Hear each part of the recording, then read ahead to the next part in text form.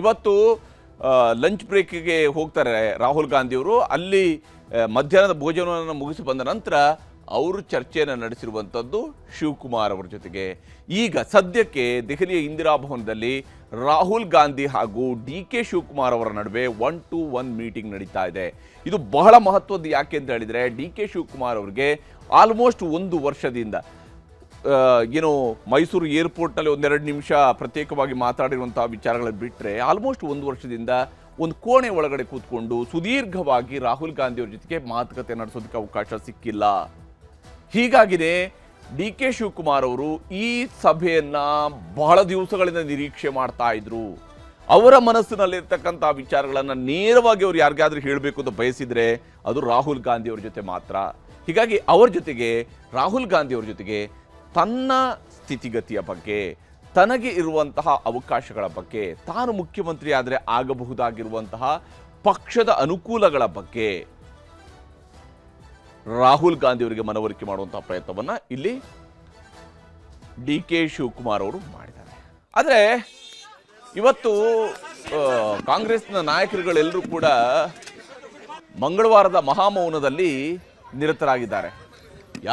ಯಾರೊಬ್ರು ಕೂಡ ಮಾತಾಡ್ತಾ ಇಲ್ಲ.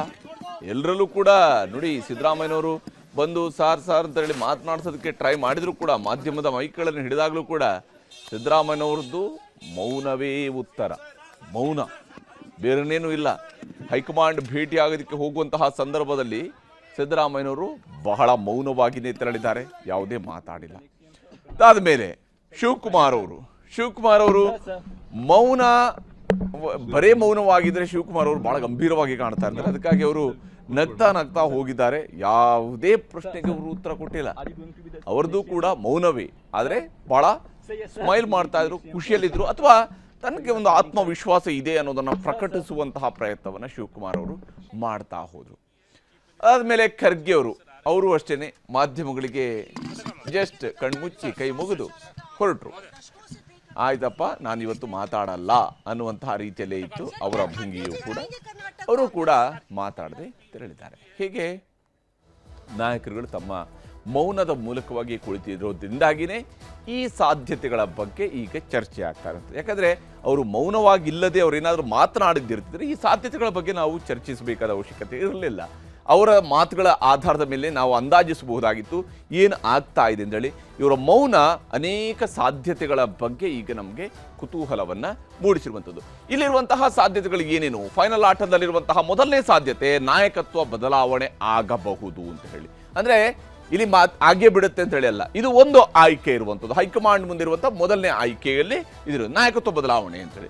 ಆವಾಗ ಶಿವಕುಮಾರ್ ಅವರಿಗೆ ಮುಖ್ಯಮಂತ್ರಿ ಸ್ಥಾನ ಕೊಡಬಹುದು. ಜಾತಿವಾರು 4 DCM ಸ್ಥಾನಗಳನ್ನು ಸೃಷ್ಟಿಸಬಹುದು. SC, ST, ಬ್ಯಾಕ್ವರ್ಡ್ ಮತ್ತು ಲಿಂಗಾಯತ ಸಮುದಾಯಗಳಿಗೆ ಅಂತೇಳಿ 4 DCM ಅನ್ನು ಸೃಷ್ಟಿಸಬಹುದು.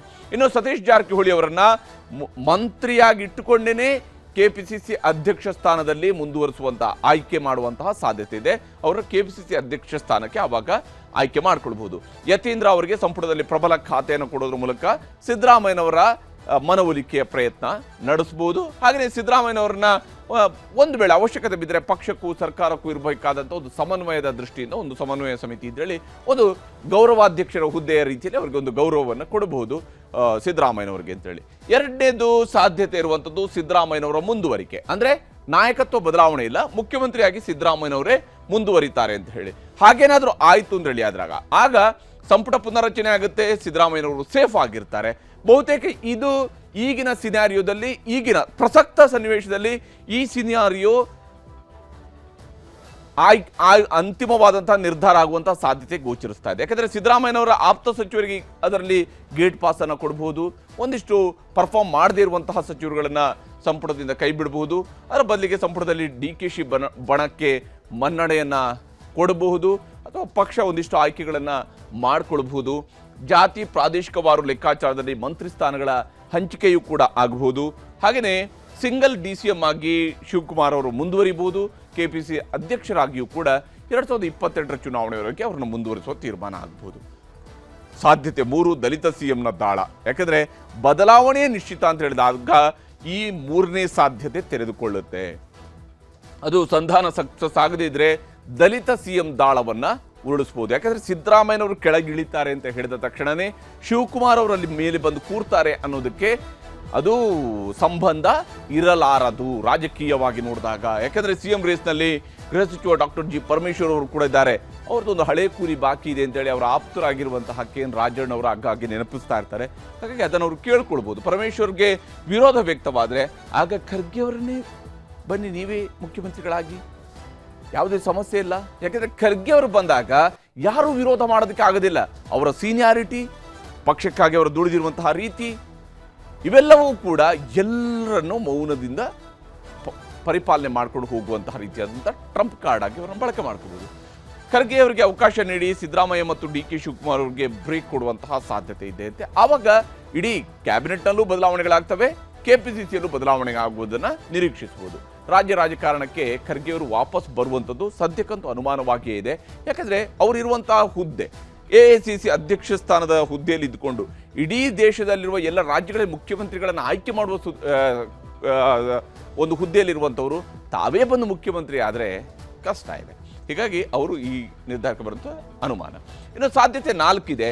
4ನೇ ಸಾಧ್ಯತೆ ಏನಂದರೆ ರಾಜ್ಯದಲ್ಲಿ ಯಥಾಸ್ಥಿತಿಯನ್ನು ಮುಂದುವರಿಸುವಂಥದ್ದು. ಈಗ ಹೇಗಿದೆಯೋ ಹಾಗೆ ಮುಂದುವರಿಯುತ್ತೆ, ಯಾವುದೇ ಬದಲಾವಣೆಗಳಿಲ್ಲ. 2022ಕ್ಕೆ ಪಕ್ಷವನ್ನು ಅಧಿಕಾರಕ್ಕೆ ತರುವಂತಹ ಒಂದು ಟಾಸ್ಕನ್ನು ಊರಲ್ಲಿ ಇವರಿಗೆ ಕಮ್ಯುನಿಕೇಟ್ ಮಾಡೋದು. ಅದು ಬರುತ್ತೆ ಬಿಡುತ್ತೆ, ರಾಜ್ಯದ ಜನ ತೀರ್ಮಾನಿಸ್ತಾರೆ. ಇವ್ರನ್ನ ತರಬೇಕಾ ಬೇರೆಯವ್ರನ್ನ ತರಬೇಕಾ ಅಂತ ಜನ ತೀರ್ಮಾನಿಸ್ತಾರೆ. ಕಾಂಗ್ರೆಸ್ ಗೆದ್ದರೆ ಶಿವಕುಮಾರ್ ಅವರಿಗೆ CM ಸ್ಥಾನದ ಅಭಯ.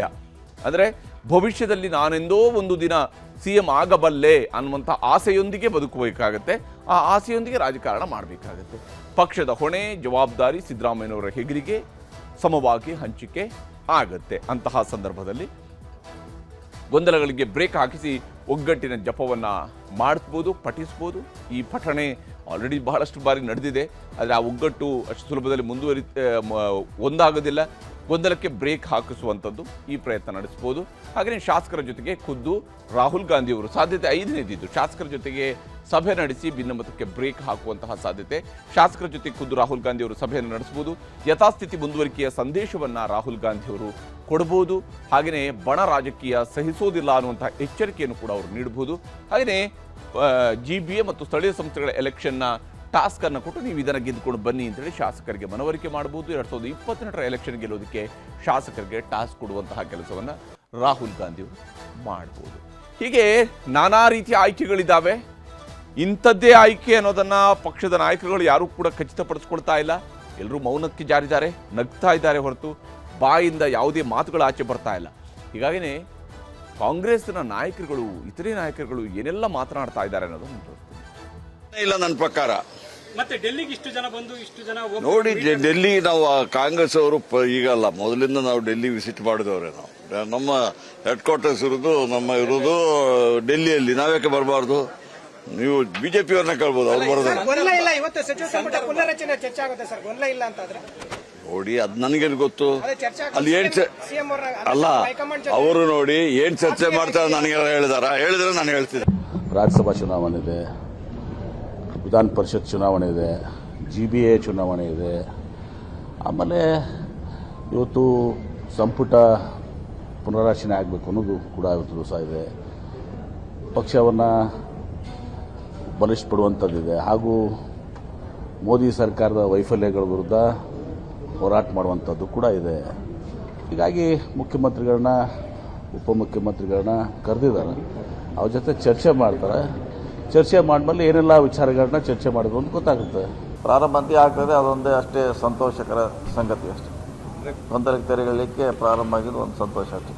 CM ಬದಲಾವಣೆ ಆಗುತ್ತೆ ಅನ್ನೋ ಚರ್ಚೆ ನಡೀತಾ ಇದೆ. DK ಶಿವಕುಮಾರ್ CM ಆಗ್ತಾರೆ, ಅಥವಾ ಪರಮೇಶ್ವರ್ ಆಗ್ತಾರೆ ಅನ್ನೋ ಚರ್ಚೆಗಳು ಕೂಡ ನಡೀತಾ ಇದಾವೆ. ನನಗೆ ಅದು ಏನು ಗೊತ್ತಿಲ್ಲರಿ. ಮುಖ್ಯಮಂತ್ರಿ ಸಿದ್ದರಾಮಯ್ಯ ಅದಾರ ಅಂತ ನನಗೆ ಗೊತ್ತು, ಅವರು ಇರ್ತಾರೆ ಅಂತ ನನಗೆ ಗೊತ್ತು.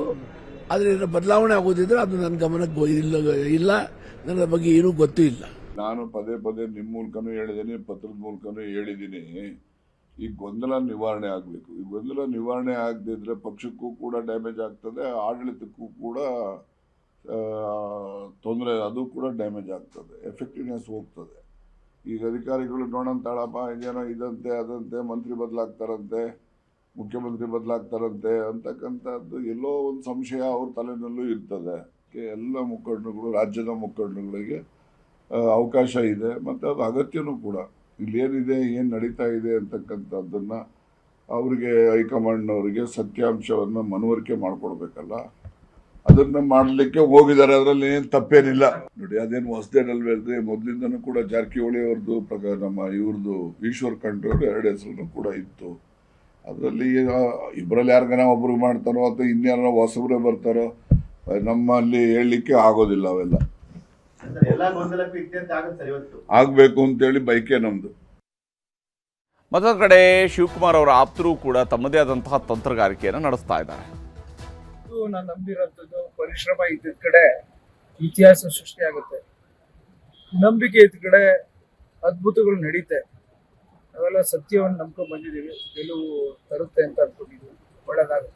ಅಲ್ಲ, ಹಿಂದೆ ಸಾಕಷ್ಟು ಹೋಗಿ ಬಂದಿದೆ ಸರ್. ಈ ಬಾರಿ ಏನ್ ನಿರೀಕ್ಷೆ ಇಟ್ಕೊಂಡು ಹೋಗ್ತಾ ಇದೆ ಈಗ? ಇವತ್ತು ನಾಯಕತ್ವ ಬದಲಾವಣೆ ಆಗತ್ತೆ ಅನ್ನೋ ನಿರೀಕ್ಷೆ ಇದೆಯಾ? ಎಲ್ಲ ಒಳ್ಳೇದಾಗುತ್ತೆ. ಸತ್ಯಕ್ಕೆ, ಪರಿಶ್ರಮಕ್ಕೆ ಎಲ್ಲದಕ್ಕೂ ಉತ್ತರ ಸಿಗುತ್ತೆ. ಈ ರಾಜ್ಯದಲ್ಲಿ ಮುಂದಿನ ಚುನಾವಣೆ ದೃಷ್ಟಿಯಿಂದ ತೀರ್ಮಾನ ತೆಗೆದುಕೊಳ್ತಾರೆ ಅಂತಕ್ಕಂಥ ಆಶಾಭಾವನೆ ಇಟ್ಕೊಂಡಿದ್ದೀವಿ. ಈಗ ಮಂತ್ರಿಮಂಡಲ ಸೇರುವಂಥ ಎಲ್ಲ ವಿಶ್ವಾಸ ಇದೆಯಾ ಸರ್ ತಮಗೆ? ಏನೋ ಆಸೆ ಇಟ್ಕೊಂಡಿದ್ದೀವಿ, ನೋಡೋಣ. ಹೈಕಮಾಂಡ್ ಏನೋ ಸೀನಿಯಾರಿಟಿ ಕನ್ಸಿಡರ್ ಮಾಡ್ತಾರೆ ಅಂತ ಅನ್ಕೊಂಡಿದ್ದೀವಿ ನಾವು. ನನಗೇನು ಗೊತ್ತಿಲ್ಲ ಕಾರಣ, ಸರ್ ಈಗ ನನಗೇನು ಗೊತ್ತಿಲ್ಲ. ಡೆಲ್ಲಿ ಸರ್, ಡೆಲ್ಲಿಗೆ ಹೋಗಿದ್ದಾರೆ ಸರ್. ನಾನು ಈ ಸಂದರ್ಭದಲ್ಲಿ ಏನು ಮಾತಾಡಲ್ಲ ಪ್ಲೀಸ್. ನನಗೇನು ಗೊತ್ತಿಲ್ಲ ಅಣ್ಣ. ಟೈಮ್ ಬಂದಿದೆ ಸರ್, ಬರ್ತಿದೆಯಾ ಸರ್? ನನಗೆ ಗೊತ್ತಿಲ್ಲ, ದೇವರಾಣೆ ಗೊತ್ತಿಲ್ಲ, ನನಗೆ ಗೊತ್ತಿಲ್ಲ. ದಯವಿಟ್ಟು ಏನು ಮಾತಾಡಲ್ಲ. ಹೈಕಮಾಂಡ್ ಆರ್ಡರ್ಸ್ ಇದೆ, ಏನು ಮಾತಾಡಂಗಿಲ್ಲ. ಶಾಸಕರು ನಾವೇನು ಮಾತಾಡಲ್ಲ. ಅಲ್ಲ, ಮೊದಲಿಂದ ಕೂಡ ಡಿಕೆಶಿ ಸಿಎಂ ಏನು ಮಾತಾಡಲ್ಲ. ಈ ಟೈಮ್ ಅಲ್ಲ, ಮಾತಾಡೋ ಟೈಮ್ ಅಲ್ಲ. ಸಿಎಂ ಚರ್ಚೆ ನಂತರ ನನಗೆ ಗೊತ್ತಿಲ್ಲ, ನನಗೆ ಮಾಹಿತಿ ಏನು ಬಂದಿಲ್ಲ. No comments. ಪರಿಶ್ರಮ ಇರೋ ಕಡೆ ಇತಿಹಾಸ ಸೃಷ್ಟಿ ಆಗುತ್ತೆ ಅಂತ ಹೇಳಿದಾರೆ ಸರ್. ಆಯ್ತು, ಅವ್ರು ಹೇಳ್ದಂಗೆ ಆಗ್ಲಿ. ನಾನೆಲ್ಲ ಕಾನ್ಸ್ಟಿಟ್ಯೂನ್ಸಿ ಬಿಟ್ಟು ಎಲ್ಲೂ ಹೋಗಲ್ಲ. ಹೀಗೆ ಏನು ಜನವರಿ 9ಕ್ಕೆ ಮುಖ್ಯಮಂತ್ರಿ ಆಗ್ತಾರೆ, 18ಕ್ಕೆ ಮುಖ್ಯಮಂತ್ರಿ ಆಗ್ತಾರೆ, ಮೇ 15ಕ್ಕೆ ಮುಖ್ಯಮಂತ್ರಿ ಆಗ್ತಾರೆ, ಶುಭ ಸುದ್ದಿ ಬರುತ್ತೆ, ಖುಷಿ ಸುದ್ದಿ ಬರುತ್ತೆ, ಹಾಗಾಗುತ್ತೆ ಹೀಗಾಗುತ್ತೆ ಅಂತ ಹೇಳ್ತಿದ್ದವರು ದೇವರಣಿಗೆ ನನಗೇನು ಗೊತ್ತಿಲ್ಲ ಅಣ್ಣ ಅಂತೇಳಿ ಓಡ್ತಾ ಇದ್ದಾರೆ ಇವತ್ತು ಶಾಸಕರು. ಇದು ಸದ್ಯದ ಪರಿಸ್ಥಿತಿ. ಕಾಂಗ್ರೆಸ್ನಲ್ಲಿ ಏನಾಗ್ತಾ ಇದೆ ಅನ್ನೋದಕ್ಕೆ ಇದೊಂದು ಉದಾಹರಣೆ ಅಷ್ಟೇ. ಅಂತಿಮವಾಗಿ ಹೈಕಮಾಂಡ್ ಏನು ತೀರ್ಮಾನವನ್ನು ಕೈಗೊಳ್ಳುತ್ತೆ ಅದರ ಆಧಾರದ ಮೇಲೆ ಕರ್ನಾಟಕದಲ್ಲಿ ಕಾಂಗ್ರೆಸ್ನ ಭವಿಷ್ಯವೂ ಕೂಡ ನಿಂತಿರುವಂಥದ್ದು.